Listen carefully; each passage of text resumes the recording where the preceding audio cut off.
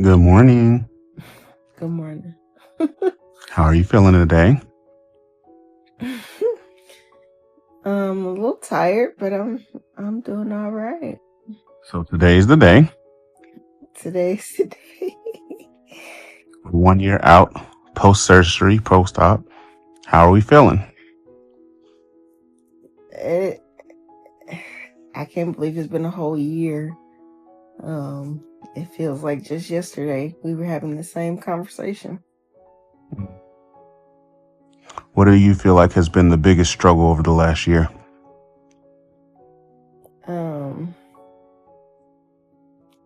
I think like social situations. Just trying to figure out what that looks like. In terms of knowing that I can't eat all the same things or the amount that I used to eat, and it makes it difficult to want to be in social situations sometimes, just knowing that since I feel like a lot of things are always centered around food, and with me only being able to eat so much, it makes me just not want to be there, or knowing that, the whole, whether it's drinking alcohol or just even just something as simple as not being able to drink anything with my food, makes it difficult for social situations because there's like no fillers. Like once I'm done eating, I got to sit there and wait. And I don't know, sometimes it just feels like it's not gonna be as fun, because I'm just oftentimes just sitting there because I can't really do, or I feel like I can't do the same things as other people. Makes sense. I can understand that. I think you've had a really big, milestone. I think from my perspective, Thanksgiving was the most difficult. Yeah. Because that's your favorite holiday. Yes. I think there were a few tears that day. Yeah, that was a tough day, especially. I don't remember how much I could eat at the time, but it made the day really, really long, and I couldn't cook or eat the same things that I would typically cook or eat. So it was just another regular day. It didn't feel special because I couldn't eat the stuff. So yeah, that was a sucky day. The big milestone there are a couple of big milestones. One of them was recently you started openly talking about your journey with people. And that I felt like that was a big milestone for you. You were a little bit more comfortable, confident about it. Yeah, I would say so. Definitely documenting the journey has helped to hold me accountable, and just trying to let people know that, it's not going to be perfect, and I try to be as transparent as possible and let people know that, there are going to be some bumps along the way, but it's okay. And Well, I think in particular, I'm talking about in social settings, like openly talking about it. oh yeah. You've shied away from that a lot. Well, I think part of that is because people can be judgmental sometimes, or thinking that I took the easy way out, or just not understanding. And so I feel like didn't really want to share it with people, because not knowing how they would respond to it, or what their thoughts would be on it, even though it's not even about other people, it's about me. But when you don't do things the way people think it's supposed to go, I don't know, it can be a tough conversation to have because you just don't know how people are going to respond. So But I am proud that I've been able to be a little bit more open about it, and so far people have been receptive to it, and I guess at the end of the day, all that matters is I'm healthy. What do you think has been your biggest success? My biggest success. Oof, child. I think I've become more, I guess, disciplined. I think that's been the thing that has helped me be successful. Just having more willpower in most situations. I've become more comfortable in my body. Yes, I mean, it's still a work in progress, but just accepting it for what it is. And I feel like I've become more confident. I don't know if that answers the question, but Whatever success looks like to you. Yeah, makes sense. Okay.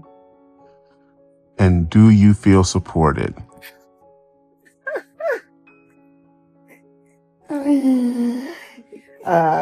All the way from over here. All the way from over there. Yes, I think I think everybody has been very supportive, whether it's family, friends, just in general. People have been very understanding, and just checking in to see how I'm feeling, and what other people can do to support me. I think that goes a long way, and especially you've been very supportive. My husband is who is interviewing me, so he has been my rock through this whole situation, and I'm very grateful for all the things that he does on a daily basis. I'll see you in a year. See you in a year. Good afternoon. So today is Friday, July 18th. And so I just wanted to provide you guys with my 1 year update. If you're new here, my name is Latrice. I make bariatric content related to my bariatric surgery. I had vertical sleeve gastrectomy, also known as VSG surgery, on July 9th, 2024. And so I am officially 1 year post-op. And so I share what my journey has been like post-op. I share recipes, bariatric friendly recipes, as well as other recipes. And so please make sure you like, share, comment, and subscribe. And thank you again for being here.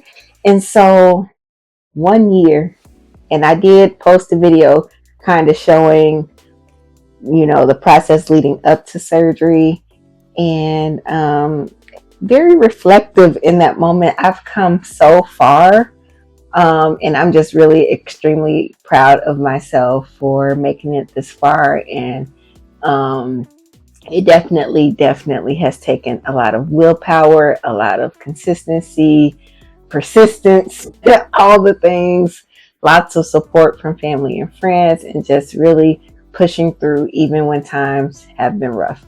And so, speaking of which, like this past 2 weeks, I haven't really felt the most motivated to record. And so I finally said, today I really do need to post this video, or at least record this video. I started my class for my play therapy 2 weeks ago. And so I guess I kind of fell into a funk of back to school blues. And this is my third class towards my play therapy certificate. And so for those of you who are new, I am a licensed clinical social worker. So I do therapy and all that jazz. And so I'm trying to get my play therapy certificate. But anyway, so I've kind of been down and out, just trying to get school stuff together. And then I will say I felt a little more, I guess, down about like food in general. Like I haven't really recorded like what did I eat in a week. For one, I just haven't felt like it. And for two, I've kind of gotten into a space of like, I just want to eat kind of like the foods that I had been eating previously. And so just kind of feeling down about that, knowing good and well that food is not good for my body. And like even the times that I have gone and eaten the food, it doesn't taste as good, or it's really just a disappointment because they just don't make it right. And so it's like going through that. It's like, I want this specific food because I'm craving it, and then I get it, and then it's just nasty. So just dealing with that, and just accepting that food tastes better at home for one. But I guess, and a lot of times, being overweight, you refer to it as like the good stuff, the good food, but for one, it don't taste good. And I think it's more so, and I think another influencer has mentioned this, is like not necessarily it being good, but wanting to like eat it the way you used to eat it, or like binging the food. And I don't know, lots of emotions with that. And so I've just been kind of dealing with that aspect, but I'm pushing through.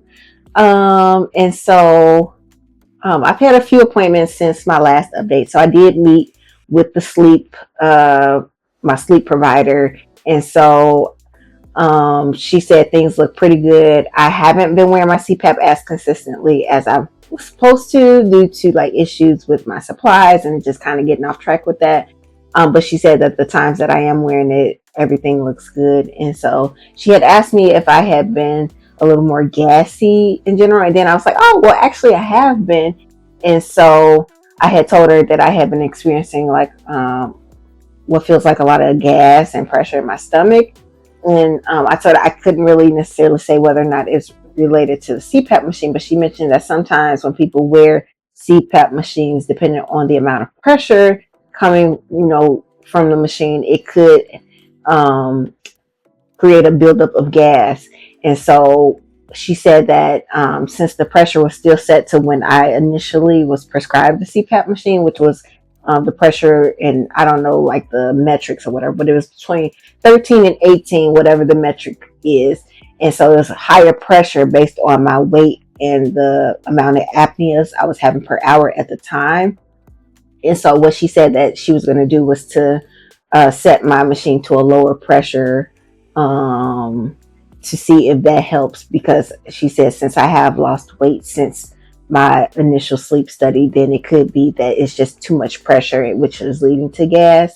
And again, I told her I can't really say whether or not it's correlated because I hadn't been wearing my CPAP machine consistently. And so so we're gonna try the pressure change and see how that goes. And I had asked her if I needed to do a repeat sleep study since I've lost weight, and she said once I reach my desired weight, because I told her I still wanted to lose about 45 more pounds, and she said once I reach my desired weight, then we can schedule another sleep study to see whether or not I need to continue wearing the CPAP machine. So that's that update with the sleep clinic.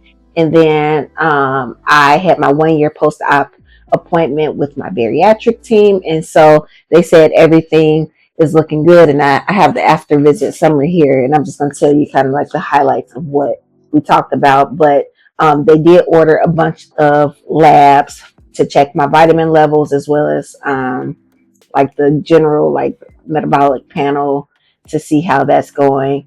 And so everything looks good. The number that was a little abnormal was related to my kidneys, but she said that it's something to just monitor for right now, and that the number could have been a little bit off due to me having to fast for the lab. So I might have been a little bit dehydrated at the time.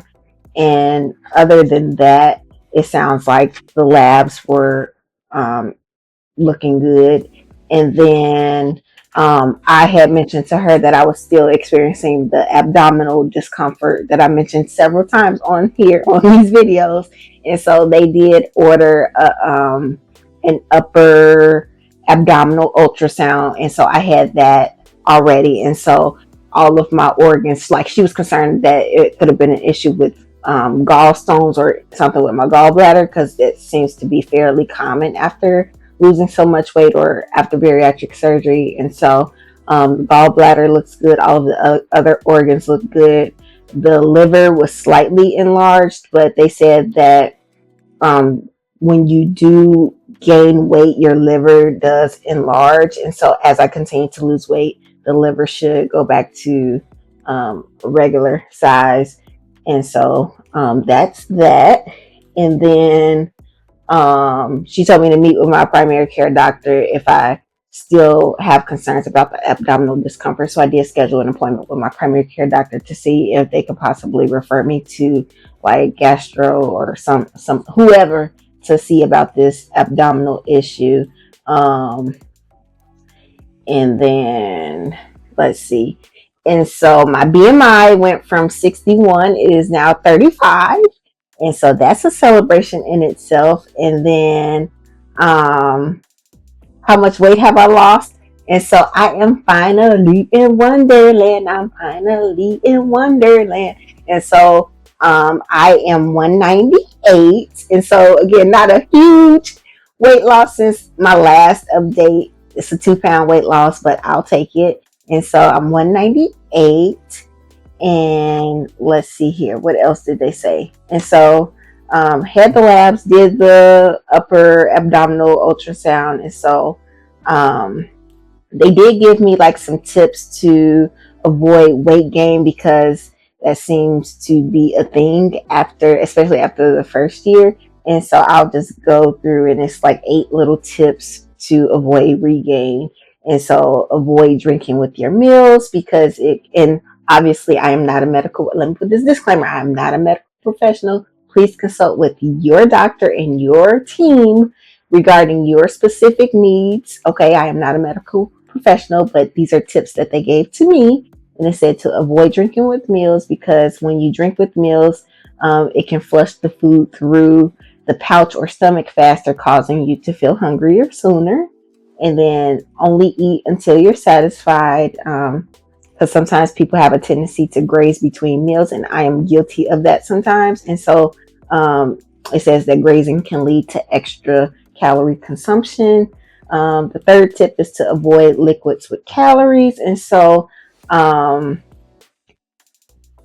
you don't want to drink all of your calories. And so this could be like coffee with lots of sugar, alcohol, juice, sugary juice, things like that. And so it says to avoid those things, because it can lead to weight gain. And I have been pretty consistent with just drinking the 0 sugar drink packets, or if I am drinking coffee, I try to use like sugar substitutes like Splenda, or I have the sugar-free syrups. And some people have their own opinion about using the substitutes as well, but do what you feel you need to do for yourself. I have not consumed alcohol, and at this point I really don't plan to consume alcohol. It says maintain a routine exercise program, which I do. I've actually started doing Insanity Max 30 because I'm trying to lose more weight, and it has definitely gotten harder as I've gotten further in my journey. Losing weight has been harder, and my nurse practitioner, she did mention that it will be harder especially after the first year. And so I told her that I wanted to lose an additional 45 pounds. And she said it might take me an additional year to even lose that. And so I'm just trying to make sure that I'm staying consistent with my food and also keeping a routine exercise. And so let's see, it says be cautious when eating out. Restaurant food is often calorie dense, full of calories, extra calories. And so even though my intake is smaller after surgery, it says that the extra caloric intake can contribute to weight gain. So try to avoid fast food. And so I do eat fast food, but I'm very, very intentional about what I get from fast food. And I've mentioned that several times in the past about, like, if I'm going to Chick-fil-A, I tend to get the grilled chicken, or if I'm going to get like a burger, I get the burger wrapped in lettuce or something like that, or eat half of it, or don't get the mayonnaise and stuff on it. And so just kind of being mindful of those types of things, trying to avoid the fried parts of the meal. So if the side is automatically fries, if they offer salad, I tend to get the salad or the chili or something like that. And so the 6th tip is avoid slider foods. And so this can include cookies, candies, chips, crackers, ice cream, because these things are very easy to consume. So they are considered slider foods because it's easier for us who have had bariatric surgery, especially it's easier to eat a large quantity of those things. Popcorn is another one. And so just trying to avoid the slider foods. And then always eat your protein first, which I think I am really good at that. Protein helps fill you up faster and keeps you satisfied longer. And so you want to eat your protein, your produce, and then eat your carb, or like your dessert type food last. And then the 8th tip is maintain regular follow-up with your surgeon and bariatric team. And so I do meet with my surgeon again at the 18-month post-op mark. So in another 6 months is when I meet with my actual surgeon. And so it says regular follow-up will help to keep you accountable to the team and the team accountable to you. We want to ensure your long-term success and identify any potential issues. You are a patient for life.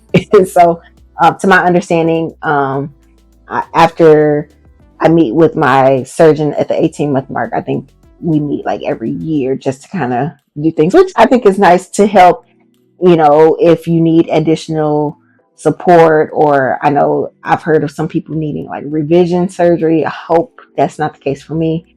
Or if people like decide they want to pursue like plastic surgery post-op, that's an option as well. And so, as far as protein, I'm still expected to eat or consume 60 to 80 grams of protein per day, and I exceed that amount. And so the caloric intake at this point, they said, is 950 to 1050 calories per day. I'm still expected to eat 3 meals and 2 snacks per day. And then portion size, the suggested portion size, and again, consult with your team, but it says for 1 to 1.5 years post-op, the portion size is 3/4 to 1 cup. And then beyond 1.5 years, you discuss it with your dietitian or with your provider. And it says to measure meal size by cup size, not weight. And I struggle with that part of it. I do measure in ounces or grams. And so I would say I'm able to eat, and depending on what the food is, I eat between 6 and 7 ounces of food at a meal. And so that's what I've been doing. Of course, continue taking multivitamins, drinking fluids.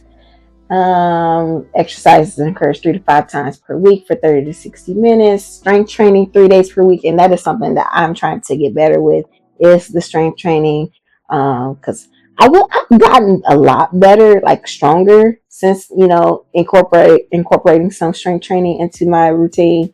I was real weak in the beginning. So, and they keep telling me as I'm getting older, I need to do strength training for my bone health. That's what us old folk got to do. And so, and then the last thing I'm going to say as far as this after visit summary is it says, consider monitoring your weight weekly. If you notice a 4-pound weight gain sustained over 3 to 4 weeks, please contact the office for follow-up. And so,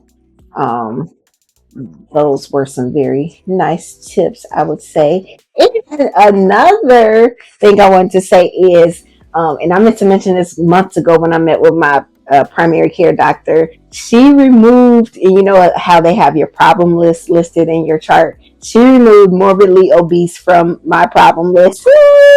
So I am no longer morbidly obese, which was real disrespectful, but yeah, I'm no longer morbidly obese. So that's a win. And as far as clothes size, I am still in a size 12.